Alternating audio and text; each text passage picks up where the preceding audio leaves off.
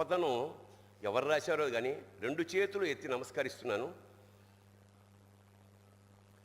అది చాలామంది వాట్సాప్లో వచ్చి ఉంటుంది. రాని వాళ్ళకి ఈ సందర్భం చాలా గొప్పది, నిజంగా హృదయాన్ని ద్రవింపజేసేది, సత్యం కూడాను.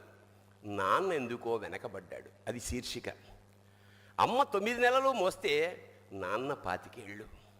రెండూ సమానమే అయినా నాన్న ఎందుకో వెనకబడ్డాడు.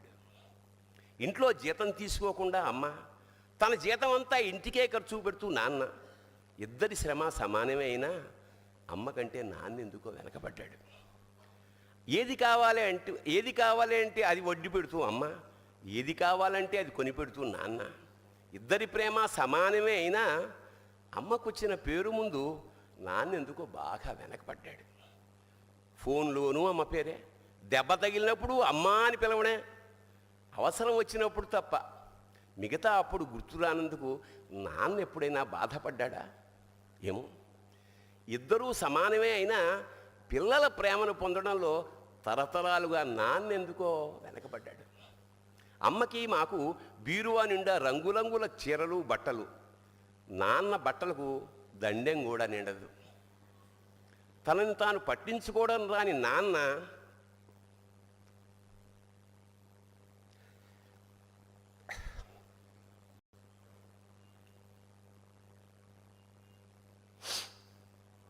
ఎందుకో మాకు కూడా పట్టనంత వెనకపడ్డాడు. అమ్మకి అన్నో కొన్నో బంగారు నగలు, నాన్నకి బంగారం అంచున్న పట్టు పంచి ఒకటే.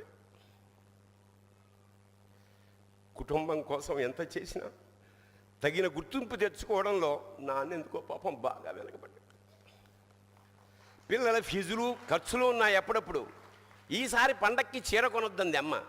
ఇష్టమైన కూర అని చెప్పి పిల్లలు మొత్తం తినేస్తే ఆ పూటకి పచ్చడి మెతుకులతోనే ఇష్టంగా తినే నాన్న, ఇద్దరి ప్రేమ ఒకటే అయినా మా అమ్మ కంటే నాన్న చాలా వెనకబడ్డాడు. వయసు మళ్ళాక అమ్మ అయితే ఇంట్లోకి పనికొస్తుంది. నాన్న ఎందుకు పనికిరాడని మేము తీర్మానం చేసుకున్నప్పుడు కూడా వెనకబడింది నాన్నే. నాన్న ఇలా వెనకబడిపోవడానికి కారణం ఆయన మా అందరికీ వెన్నెముక కావడమే. వెన్నెముక వెనక ఉండబట్టే కదా దన్నుగా నిలబడగలుగుతున్నాం. ఇదేనేమో నాన్న వెనకబడిపోవడానికి కారణం. శివోహం.